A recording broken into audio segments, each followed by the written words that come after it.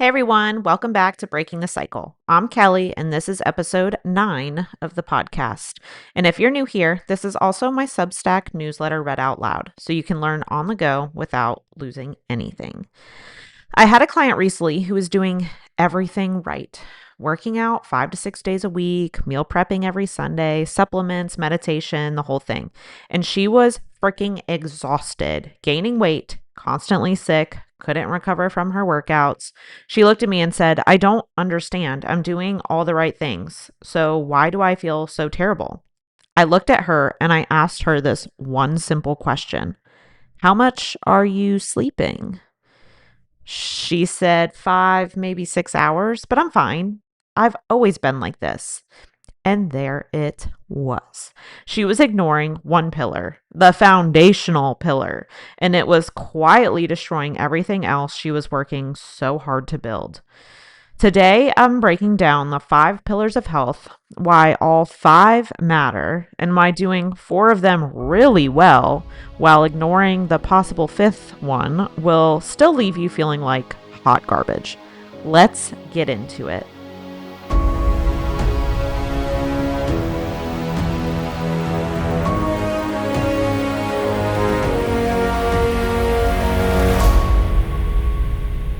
So, my client who was sleeping around 5 to 6 hours, I'm fine, you're fine, everything's fine, the whole world is burning. There it was. She was ignoring one pillar, and it is one of the most foundational pillars that we have, and it is sleep. And it was destroying all of her other efforts. No amount of exercise, clean eating, or meditation could compensate for her chronic sleep deprivation. You cannot supplement your way out of crappy sleep. You can't positive think your way through it. And this is exactly why I built my coaching around the 5 pillars, not just one, because health isn't about doing one thing really well. It's about doing 5 things consistently well. Keyword consistency. Here are the 5 pillars and a little background on each. Pillar 1 is going to be sleep. This is our foundation. Everything else falls apart without good quality sleep. When you don't sleep enough, your hunger hormones go haywire, you crave sugar, you skip workouts because you're freaking exhausted, your stress skyrockets, you snap at your son and your husband, poor people, or wife, and your body cannot recover. Sleep is not negotiable. It's when your body repairs, your brain detoxifies, your hormones regulate, and your immune system rebuilds.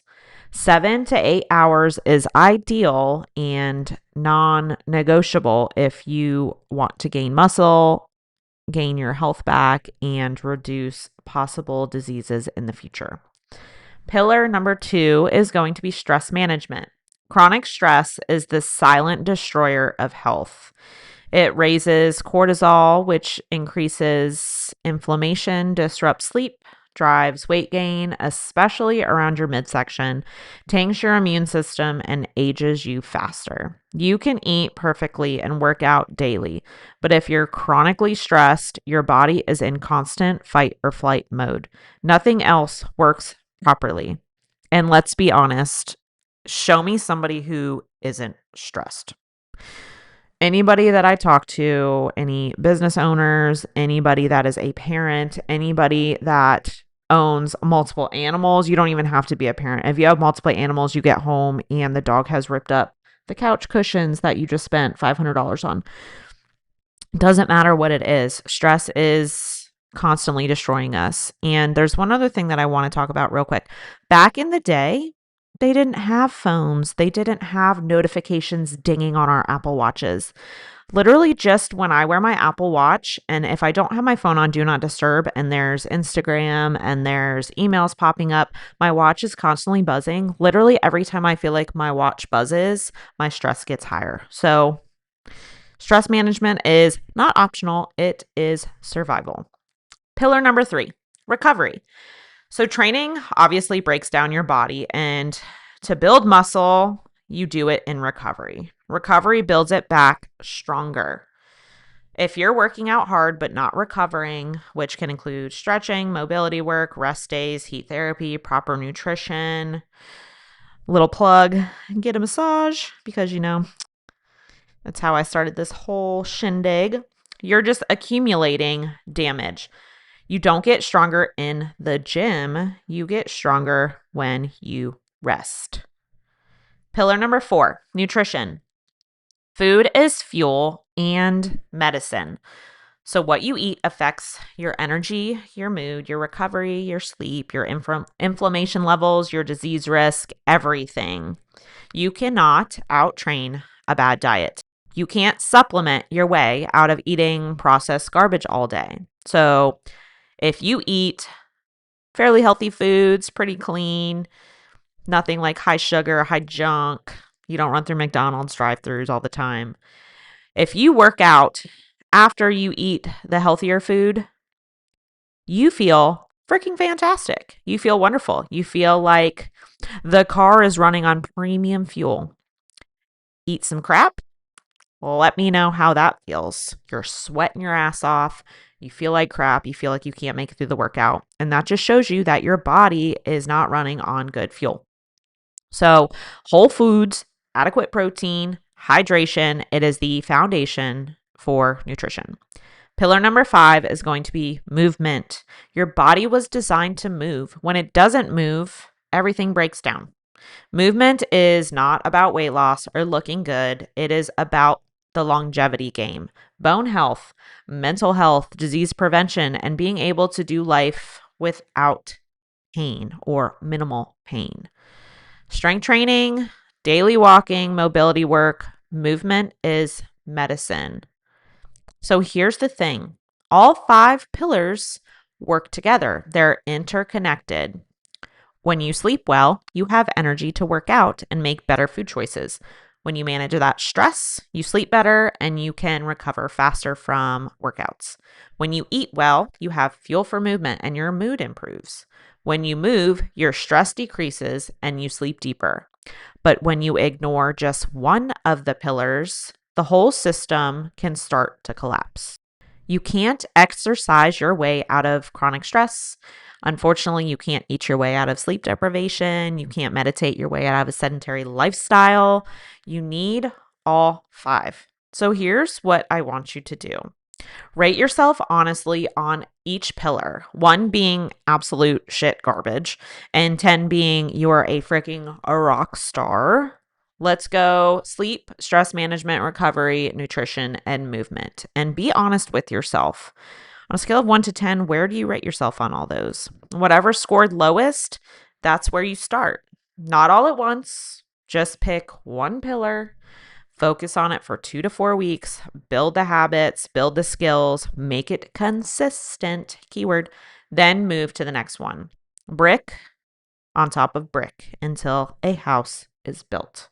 This is exactly what I do with all of my coaching clients. If you tell somebody today, I want you to build a house, they're going to be like, okay, where do I start? But if you tell them, I want you to place this 1 brick, put some concrete on it, put it on the pillar. Tomorrow, I want you to put some concrete on another brick and stack that brick. Brick on top of brick is how we build houses. So in my coaching, we assess all 5 pillars, identify the weakest link, and systematically we build them up one at a time in a way that actually fits their life. Because we all know, like, who the heck has time to do 30 minutes of meditation in the morning, get morning sunlight, drink our coffee, drink our water, drink our mushroom coffee, get sunlight again, put our feet in the grass, take a bath. Like, nobody has time for all that crap. So let's start small. Let's start slow. It's how I do it in my coaching practice.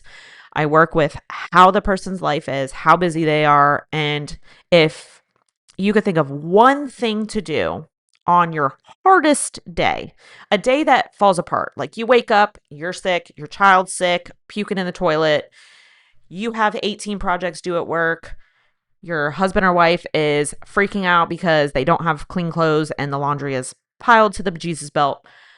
Think about one skill and one task that you could get done even on that day. That is where we start, because sustainable change is not about doing everything perfectly all at once. It's about building a foundation, one pillar at a time, and that is what lasts. That is what the long game is about, and that is sustainable. You cannot ignore any of these pillars, but you also don't have to fix everything today. Start with one and build from there. If you're interested in one on one coaching, please let me know. I will link it in the show notes. Hit me up. Let me know what you're dealing with. I'd love to chat with you and see if I can help you. If this resonated with you, subscribe to the Breaking the Cycle newsletter on Substack, where I go even deeper every week. And if you're a paid subscriber, you're going to get a bunch of awesome free protocols directly to your inbox as soon as you pay. So, next episode, we are taking a look at the only function of our autonomic nervous system that we can actually consciously control: our breath. Until next time, let's break that cycle.